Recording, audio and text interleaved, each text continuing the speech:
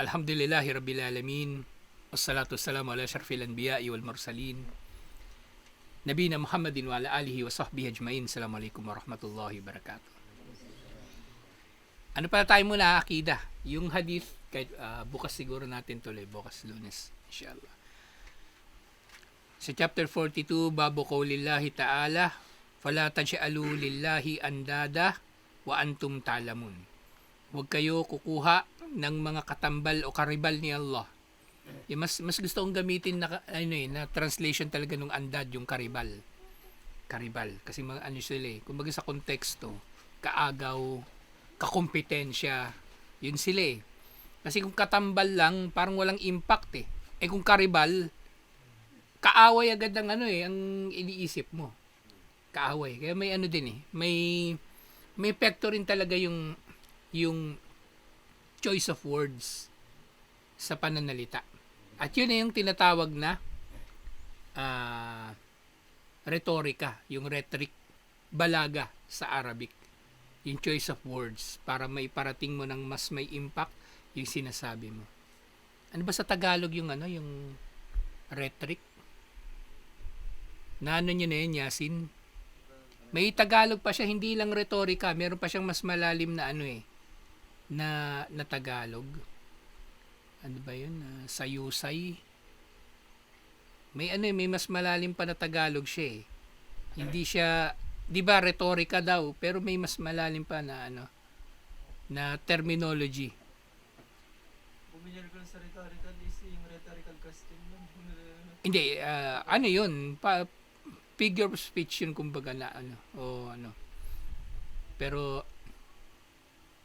yun nga, sayusay. Pero yung rhetoric, iba yung rhetorical sa rhetoric. Rhetoric yung kumbaga yung paraan na ng yung paraan ng epektibong pananalita. Inshallah. Kasi halimbawa, 'di ba, yung may mga bagay-bagay na mas may express mo ng tama.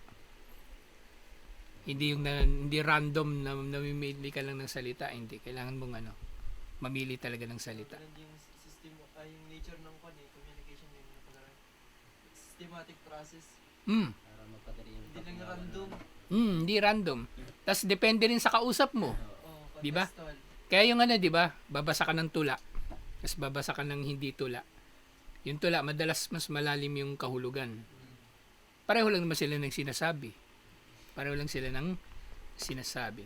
Halimbawa, may nabasa ako magandang sample nun eh. Namimiss na kita. Sabi nung yung ordinary panalita, namimiss na kita. Pero yung Makata, sabi daw nung Makata, ang paglisan mo ay nag-iwan ng anino sa aking puso. Di ba? Ang laki ng pinagkaiba. Pero sila ibig sabihin nun, namimiss kita, punta ka na rito. Ganon.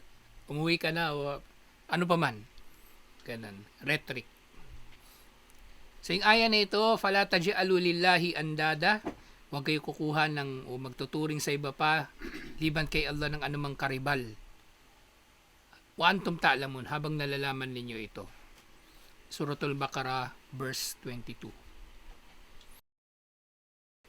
Sa kahulugan ng aya na ito, yaqulullahu ta'ala, la tushriku billahi shay'an minal andadillati la tanfa'u wa la tadur. Huwag kayong kukuha ng sino man na magiging katambal ni Allah, na mga karibal niya, na hindi magdudulot sa inyo ng pakinabang at hindi magdudulot sa inyo ng pinsala. Yung tinutukoy dito ni Allah na hindi magdudulot ng pinsala, nakapinsala naman talaga yung rebulto, di ba? Ang tinutukoy niya rito, yung pinsala na kumbaga, yung manggagaling direkta mula sa rebulto na yun. Pero nga, walang idudulot yun na pakinabang o pinsala. Kasi bato lang yun eh. Kung meron mapinsala manggagaling sa rebulto na yun, maparusahan ka, galing yung kay Allah, hindi galing dun sa rebulto. O kung meron ka mapapakinabangan, katulad ng inaangkin ng mga tao, di ba? O yung anak ko gumaling kasi nagdasal ako sa poon na ganito, pinunas ko yung panyo ko, tapos pinahid ko sa mukha ko na wala yung peklat o yung pimples, pa man, acne. O hindi yun galing doon sa rebulto, si Allah ang nagdulot nun. Pero ikaw, doon ka sa rebulto nagpapasalamat. ikaw may problema. Kumbaga, hindi yung rebulto nagdulot talaga ng pakinabang sa iyo. Guni-guni mo lang. So, huwag ninyo itong gagawin wa antum ta'lamun annahu la yarzuqukum ghayruhu. Huwag ninyo itong gagawin na habang nalalaman ninyo na walang sino man ang nagbibiyaya liban pa kay Allah. Walang sino man ang nagbibiyaya liban sa Kanya, kay Allah. Waqad alimtum anna alladhi yad'uukum ilayhi ar-rasulu sallallahu alaihi wasallam min tauhidillahi huwal haqqu alladhi la shakka fihi. Ganyan din, huwag kayong magtatambal kay Allah. Samantalang nalalaman ninyo nang ipinangaanyaya sa inyo ni Propeta Muhammad sallallahu alaihi wasallam na tauhid o kaisahan ni Allah, na ito ay ang katotohanan. At walang pagdududa rito. Walang pagdududa na nag-iisa lang talaga si Allah. At marapat lamang natin nakilalanin na nag-iisa lamang si Allah. Alhamdulillah.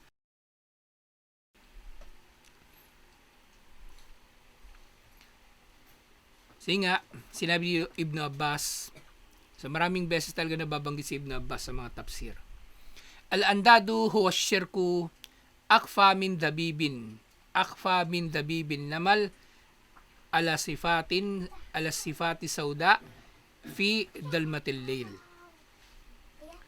Yung andad daw na ito, kumbaga inilarawan niya ito, na ito ay shirk na mas nalilingid pa kaysa sa dabibun namal, kaysa sa paggapang ng langgam na may itim sa itim na bato sa madilim na gabi. So, katulad din dun sa nababanggit sa hadith. Kasi nga, kung ang shirk kasi talaga, lalo na kung gustong-gusto ng tao yung ginagawa niya, hindi niya papansinin yung kung shirk ba yun. Hindi niya papansinin yung kung shirk ba yung kanyang ginagawa. Wal andadu jam'u niddun. At ang andad, ito raw ay plural ng salitang nid. Wahuwa al-mathalu wan nadiru wasyabihu. Ang nid daw, ito raw yung anumang bagay na katulad, katumbas, o kamukha. So, yung kinukuha ng tao na andad, na karibal ni Allah subhanahu wa ta'ala, itinuturing nila na parang si Allah. Kumbaga, itinuturing nila na may kapangyarihan na katulad ng kapangyarihan ni Allah, o itinuturing nila na may karapatan sa kanilang pagsamba katulad ng karapatan ni Allah sa pagsamba, o itinuturing nila na mayroong mga pangalan o katangian na katulad ng pangalan ni Allah. Basta lahat o anuman sa lahat ng uri ng tauhid o bahagi ng tauhid, iniugnay nila doon, yun ang konteksto ng andad. Karibal nga ni Allah, magkaribal. So, parang sa magkalaban na dalawang panig, di ba? O dalawang boksingero. Ang pagtatapatin, yung magkatulad. Yung magkatulad. Pareho ng timbang, o minsan tinitingnan pa pareho ng edad. Hindi ka pwedeng magpapalaban ng boxing na heavyweight tsaka flyweight. Hindi pwede. Magkapantay. So ganun yung konteksto ng ng andad. Kumbaga, kinuha nila yung isang rebulto, isang Diyos-Diyosan, halimbawa Santo Niño. Inilagay na nila doon yung kapangyarihan ni Allah, yung karapatan ni Allah na sambahin, mga katangian at pangalan ni Allah. Inilagay nila lahat doon sa rebulto na yun. Si Mama Mary nga, di ba? Ang dami niyang iba't ibang mga pangalan. Puntahan niyo yung iba't ibang mga simbahan. Sa ano ba siyang nakikilala, di ba? Our Lady of Peace and Good Voyage. Tapos yung Our Lady of the Abandoned. At iba't iba pang mga pangalan. Kumbaga, lahat ng mga pangalan na kumbaga marangal o katangian na marangal, iniugnay nila sa Kanya. Samantalang dapat iniugnay yun kay Allah. So siya daw yung katulad o kamukha o katulad, kamukha o kumbaga kapantay. Wa ma'na ja'lan niddi lillah sarfu anwa'il ibadah aw shay'un minha li ghayrillah. At yung pagturing sa iba bilang karibal ni Allah, ito na nga yung pag-uukol sa kanila ng pagsamba o anumang uri ng pagsamba sa iba paliban kay Allah. At yung pagsamba, syempre, hindi lang ito yung pagluhod sa harap nila o pagsusujud sa harap nila.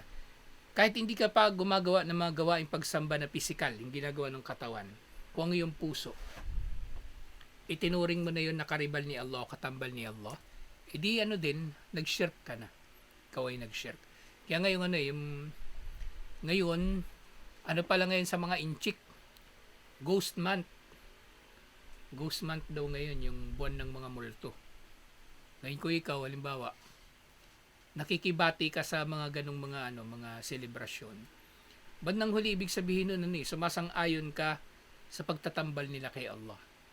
Na nagdudulot ng swerte, yung mga pagkilala sa ganitong mga ghost month o ano pa mang mga bagay. So dito, ang chapter na ito, kumbaga hiniwalay ito ni Sheikh Muhammad bin Abdul Wahhab rahimahullah sa iba pang mga chapter. Kasi pwede niya man ito isama sa iba pa, di ba? Sa shirk. Pero dito, ang layunin, bakit inihiwalay ito? Al-gardo minhu an-nahi an-shirki al-asgar kalhalfi bigayrillah. So yung tinutukoy pala talaga dito sa aya na ito ng pagkakaroon ng nid o ng andad, shirkun asgar. So maari rin pala nalilitaw ang pagkakaroon ng andad hindi lang sa shirkun akbar, pati pala sa shirkun asgar. At totoo nga, 'di ba? Kasi yung di ba? Ano ba halimbawa shirkun asgar? Paniniwala sa mga pamahiin. Kung naniniwala ka sa mga pamahiin, sa mga pangitain, natakot ka sa itim na pusa, na iniugnay mo na yung pinsala, sabi mo malas, di ba? Si Allah naman ang nagdudulot ng pinsala, di ba, sa tao kung maglalakbay siya. So, ibig sabihin, itinuring mo yung pusa na karibal ni Allah sa pagdudulot sa iyo ng pinsala. Sa pagdudulot sa iyo ng pinsala. Kasalubong ka ng itim na pusa, kinabahan ka na. Malas to Hindi ka na tumuloy. O kaya tumigil ka. Nung nasa lubong may itim na pusa, tumigil ka. Tingnan mo talaga yung motor mo kung okay ba. Tingnan mo yung preno, tingnan mo yung gulong, baka madisgrasya Yung helmet mo, nilak mo na talaga. Kasi nakasalubong ka ng itim na pusa doon pa lang nag-shirk ka na. Ngayon, kung halimbawa, linawin lang natin Kasi minsan mangyayari magkakataon lang may nasalubong kayo itim na pusa. Tapos bigla mong naalala, hindi ko pala nakalak yung helmet ko. O nilak mo. Inshallah, hindi yun magiging shirk. Inshallah. Parang nung tumatakbo kami ni Khalid yung gabi, tapos natin ng McDo. Ang bilis takbo ni Khalid, di ba? 100. Ano ba takbo mo nun? 80 lang ba yun? Tapos ang dilim-dilim nung kalsada. Parang libingan na itong tinatakbuhan natin. Yung balawan, kahabaan ng balang. Kung walang ilaw doon sa gitna, yung hindi makikita yung daan Dumaan na kayo doon ng gabi. Dilim, di ba? Tapos walang kabahay-bahay, kaliwa kanan, wala. Tapos habang tumatakbo kami ni Khalid, naku, hindi pala nakalak yung helmet ko. Pag madulas kami ni Khalid, patay tayo dito, tatalsik lang tong helmet ko. Kaya habang tumatakbo si Khalid, sinikap ko talaga ilak Ilalak ko talaga yung helmet. Yari tayo, madulas tayo dito ng konti, Khalid, patay tayo rito. Yan lang. Lapad pa naman ang kalsada. Lapad. Pero nung yung kahabaan ng balawan, wala tayong kasabay kahit sino, no? Madalang na yun. Tsaka napansin ko, itong talaga, paglampas mo ng San Fernando, maluwag na yung kalsada, wala na halos traffic Paano pa norte? Sa talaga traffic din sa may palengke. Sa may palengke na lang, oo. Pero dito napansin ko, kasi konti na lang mga bayan pupuntahan doon 'Di ba? Ilocos Norte na lang, Ilocos Sur. Kung dito San Fernando, marami pang dadaanan. So yun, itong pala, kaya pala ganun yung sinabi ni Ibn Abbas kanina, yung nabasa natin. So itong aya na yun, yung pagkuha kay Allah ng andad, ay shirkun asgar talaga yung tinutukoy. Kahalfi bigayrillah. Yung nanumpa yung tao sa ngalan ng iba paliban kay Allah. Di tinuring nga niya yung nakatambal talaga ni Allah. Diba? tinuring talaga niya na katambal ni Allah. Kasi dapat nanunumpa lang tayo kay Allah, di ba? Sa iba ka nanumpa. O si Khalid na mamanhikan. I swear by the moon and the stars in the sky. Di ba? Sa iba siya nanumpa. Sa buwan at sa langit siya nanumpa na totoo ang kanyang pag-ibig. O di Shirkun Asgar. Tama nga, no? Shirkun Asgar pala talaga yung tinutukoy dito. Again din, wat tashriku bainallahi wa baina khalqihi fil alfad. At yung pagtatambal kay Allah at sa mga nilikha ni Allah, kumaga ginagawa sila magkapantay. Si Allah at yung mga nilikha ni Allah ginagawa magkapantay sa pamagitan ng pananalita. Ito na nga katulad na natatalakay natin. Kalawlallahu wa fulanun. Iba sasabihin ng tao, kundi lamang dahil kay Allah at kay Pulano. O minsan nakalimutan na nga ng tao si Allah eh. Kundi dahil sa'yo namatay na ako. Diba? O yun ay Shirkun Asgar. Wahada billahi wa bika. Yun. Sasabihin ng tao, nangyari ito dahil sa'yo. Kundi dahil sa'yo mga ganong bagay. Baka idafatil asya li gayrillahi kalawla al-haris laata na as-sarik. Basta sabihin ng tao, kundi dahil sa gwardya, napasukan tayo na magnanakaw. Walawlad dawa al-fulani lahalakto. Kundi lamang dahil sa gamot ni Pulano, namatay na ako. Wala huwa dalika fakullu hada ma fi ma'nahu yunafi kamal at-tauhid. So lahat ng ito daw ay sumisira sa pagiging kompleto ng tauhid at ang tao ay kumuha ng katambal ni Allah sa pamagitan ng mga ito. Pananalita pa lang ito Pananalita. So ibig sabihin, doon pa lang sa Shirkun Asgar ay maaari na talagang magkakaroon ng pagkuha ng tao ng mga andad, karibal ni Allah. Kasi iniisip natin yung pagkuha ng karibal ni Allah, parang mas napakasahol na, 'di ba, na na gawain. At hindi lang pala sa Shirkun Asgar. Hindi lang pala siya sa Shirkun Akbar, pati sa Shirkun Asgar. Sa yung mga pananalita, maaring magkakaroon ng shirk dito. Lian nalwaw, yaktadi musawat al-ma'tuf lil ma'tufi alayhi. Kasi kapag ginamit mo yung salitang waw, yung at, di ba yung waw sa Arabic, yung waw at, Allahu wa rasuluhu a'lam, si Allah at ang kanyang sugoy nakakaalam. So doon sa bagay na yun, walang shirk doon kasi masyuro na sabihin naman yun sila batas. Pero sa iba pa mga bagay, halimbawa, walaw lallahu wa fulan, kundi lamang dahil kay Allah at kay Pulano. So nagkakaroon daw ng shirk doon kasi ginawa sila magkapantay. Sa salita na si Allah at yung tao. Wal wajibu an yudafa al-umur kullaha ila Allah ibtidaan wa yu'ta ba'da dhalika bimartabati sabab. Ang mas dapat gawin, iugnay natin kay Allah ang lahat ng bagay. Kaya nga madalas, di ba, mainam sabihin natin, kundi dahil kay Allah, una at higit sa lahat. Kumbaga, una at higit sa lahat, kundi dahil kay Allah. At pagkatapos, kumbaga, sa pamagitan ng mga tao o bagay na ginamit niya para matupad yung itinakda niya. So, halimbawa, naligtas yung buhay natin. Nalunod tayo, niligtas tayo ng Coast Guard. Sabihin natin, kundi dahil kay Allah, una at higit sa lahat. At pagkatapos, doon sa Coast Guard na ginamit ni Allah para iligtas tayo. O yun ang safe na pananalita. Pero sabihin ng tao, kundi lang dahil doon sa Coast Guard, nalunod na ako. Shirk talaga yun. Pero yun nga, Shirkun Asgar, alhamdulillah, kasi kumbaga, malit na shirk nga na may tuturing.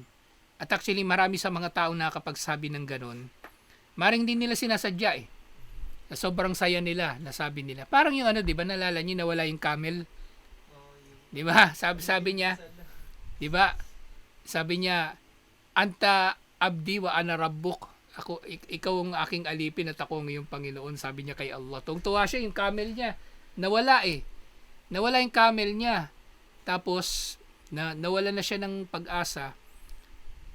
Nahiga na siya sa isang hukay. Doon na siya maghihintay ng kamatayan. Naidlip siya. Paggising niya, doon yung camel niya nakadungaw sa kanya. Ganun. Tuwa siya. Nasabi niya, "Oh Allah, ikaw ay aking alipin at ako ang iyong Panginoon." So nagkabali siya ng ng sabi sa sobrang saya. Hindi yun hindi yun kasalanan. Hindi yun kasalanan. So ito napupunta sa Shirkun Asgar kasi marami talaga sa mga nakakapagsabi nito kumbaga nagugulat lang. Parang nakaraan, may nakitang balita kahapon, di ko lang napanood kasi may hina internet Sa Tarlac, may 2 bata raw, 2 araw nang hinahanap. Tapos natagpuan nila buhay. Hindi ko pa nakita eksakto yung mga detalye ng balita. Pero nandun sila sa may gilid ng ilog Siguro doon napadpad yung 2 bata, tapos andun lang sila nakatambay. Hindi nila alam anong gagawin. Nakita nila doon buhay. So kung yung may ganon, di ba? Kung ikaw yung magulang ng bata, sobrang saya mo siguro. Kung ano na yung masasabi mo. Kung ano na yung masasabi mo. So dapat iugnay ang lahat kay Allah. Na siya ang nag-iisa na dahilan na nangyari mga bagay-bagay. Fayuqalu lawlallahu thumma kada. Ang dapat niyang sabihin kundi lamang dahil kay Allah at pagkatapos dahil sa tao o bagay na ito. Annal asbaba marbutan bikadaillahi wa qadrihi. Na mga bagay-bagay ay nauugnay nga sa pagtatakda ni Allah. Alhamdulillah. Nauugnay sa pagtatakda ni Allah. Yan iniulat ni Umar bin Khattab radhiyallahu anhu, anna Rasulullah sallallahu alaihi wasallam man halafa bi ghairillahi faqad kafara o asyrak. Iniulat ni Imam At-Tirmidhi na sino mang manumpa sa ngalan ng iba paliban kay Allah, siya ay nakagawa ng kufur at nakagawa ng shirk. Siyempre, parehong ito. Parehong maliit na kufur at maliit na shirk. Alhamdulillah. Dahil nga itong aya na ito, yung aw, wa ma'na aw, yung or o yung o, wa ma'na uhada shirk, wadde wa malladhi yufidu al-hadith. So, ano daw yung kahulugan ng hadith na ito? Tanim mga aral dito. Yung aw dito, yahtamil annaha syakkun min ar-rawi. So, yung yung kufur o shirk. So, nagdududa daw yung nag-ulat si Omar kung kufur ba o shirk yung sinabi ni Propeta Muhammad sallallahu alaihi wasallam. Pero syempre, hindi ito nakaka-apekto sa kahulugan ng hadith o yung pagiging tama ng hadith. ويحتمل أنها عاطفة بمعنى الواو فيكون قد كفر وأشرك. So maaring dalawa yung kahihinatnan niya. Nagkufur siya o nagshirk. فإن اعتقد أن المحلوف به من الأدمة مثل ما لله فهو شرك أكبر. Pero nga kung ang tao ay kumbaga nagsasalita na yung tinukoy niya yung kanyang panunumpa, yung pinanumpaan niya ay katulad o kasing antas ni Allah, tinuring bilang andad o karibal, iti syirkun akbar pa rin yun. Hindi may tuturing ng syirkun asgar. Wa illam ya'taqid dhalika fa huwa syirkun asgar. Kung wala namang paniniwala siya doon, nasabi niya lang, nadulas yung dila niya, yun ay syirkun asgar lang. Wa yufidu tahrimul halfi bigayrillahi wa annahu syirk. At ang aral dito ay ito nga ay may tuturing na syirk. Alhamdulillah. Ang bagay na ito ay may tuturing na shirk o pagtatambal kay Allah subhanahu wa ta'ala. Shirkun asgar, pero syempre, hindi natin minamaliit ang anumang uri ng shirk. Hindi natin minamaliit ang anumang uri ng shirk. So, meron pang isang iniulat mula kay Ibn Mas'ud. Sinabi niya na lian ahlafu billahi kadiban ahabba ilayya min an ahlufa bigayri hisadikan. Sabi ni Ibn Mas'ud, ang manumpa raw siya sa ngalan ni Allah habang siya ay nagsisinungaling ay mas kamahal-mahal sa kanya. Ibig sabihin, kung gagawa siya ng tinutukoy dito yung akhafud dararain lang yung lesser of two evils, yung mas masama. Hindi ibig sabihin nito na okay na magsabi ka ng wallahi habang nagsisinungaling ka. Kasi ganyan yung maraming mga taong mahilig magwallahi, mga sinungaling. Mahilig magwallahi, wallahi ganito, wallahi ganyan. Sinungaling naman. Ang sinasabi lang niya dito, kumbaga, na mas kamahal-mahal sa kanya na magsasabi siya ng wallahi habang siya ay nagsisinungaling kaysa sa manumpa siya sa ngalan ng iba paliban kay Allah habang nagsasabi siya ng totoo. Kasi nga naman, di ba? Kung nagsabi ka ng wallahi habang nagsisinungaling ka, anong magiging kasalanan mo? Yung pagsisinungaling lang. Di ba? Samantalang kung nanumpa ka sa ngalan ng iba habang nagsasabi ka ng totoo, yun nga, sample natin si Khalid kanina, isinusumpa ko sa buwan, araw at mga bituin, tunay kitang iniibig. O totoo yung sinasabi niya, di ba? Pero nag-shirk siya. O anong mas malaking kasalanan? Yung shirk o yung pagsisinungaling? Yung shirk pa rin. Yan ang ibig niya sabihin. Hindi niya ibig sabihin na pwede magsinungaling habang nagsasabi ka ng wallahi. So dito nga, iktara dalika li'anna al-halfa bigayrillahi shirkun. So ito yung pananaw niya dahil ang panunumpa sa ngalan ng iba liban kay Allah ay shirk. Wa syirku akbarul kabair wa in kana asgar. At ang shirk ay matindi pa rin sa mga malalaki mga kasalanan kahit pa syirkun asgar ito. Syirkun asgar pa rin yun, di ba? Pero malaki pa rin yung nakasalanan kung ihahambing sa pagsisinungaling. Kasi shirk nga, ibang scholar nga may pananaw na kahit syirkun asgar, ikakapasok ng tao sa impyerno. Kasi nga may dalil. Yung hadith, di ba, yung nagriya, yung nagjihad, ano pa? Yung nagsasadaka at yung nagbabasa ng Quran. Tinapon sila sa impyerno dahil sa syirkun asgar, dahil sa riya. Tatapon pa rin sila sa impyerno.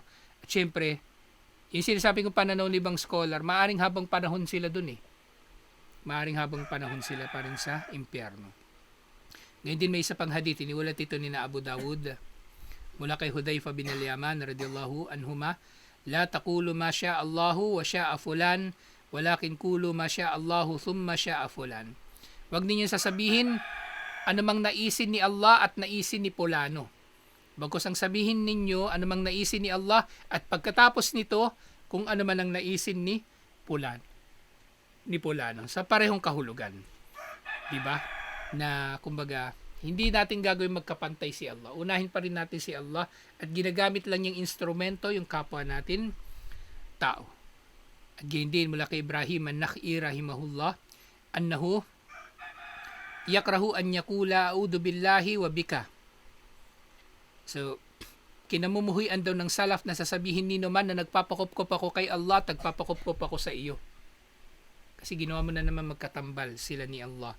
Wa yajuzu an yakul, pero pwede mong sabihin a'udhu billahi thumma bika. Nagpapakupkop ako kay Allah at pagkatapos ay nagpapakupkop ako sa iyo. Ibig sabihin, nagpapaprotekta ka sa tao. Ganun mo siya sasabihin. Qala wa yaqulu laulallahu thumma fulan wala yaqulu laulallahu wa fulan.